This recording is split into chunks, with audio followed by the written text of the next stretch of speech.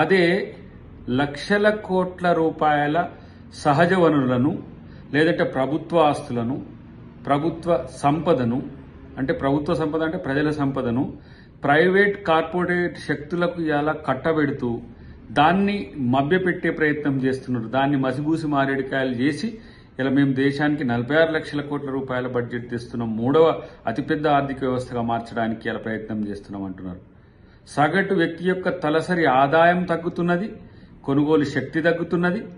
ఇలా petrol diesel ధరలతో కాకుండా నిత్యావసర వస్తువుల ధరలు ఏ విధంగా పెరుగుతున్నాయో నిరంతరం ఎరతెరిపి లేకుండా పెరుగుతున్న వాటికి సమాధానం లేదు ప్రభుత్వం దగ్గర.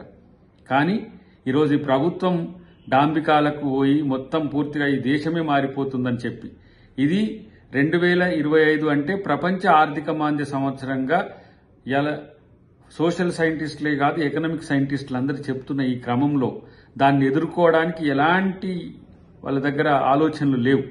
కాబట్టి ఇలా ప్రజలే పెట్టుబడిగా ప్రజల పన్నులే పెట్టుబడిగా ఈరోజు ఈ ప్రభుత్వాన్ని నడుపుతూ కార్పొరేట్ శక్తుల కొమ్ముగాస్తున్న బీజేపీకి ఇప్పటికైనా ప్రజా సంక్షేమం, ప్రజాభివృద్ధి మీద దృష్టి సారిస్తే మంచిది తప్పితే ఈ బడ్జెట్ను కూడా ఒక ప్రచారాస్త్రంగా మార్చుకోవడం అనేది సిగ్గుచేటు అని చెప్పక తప్పదు.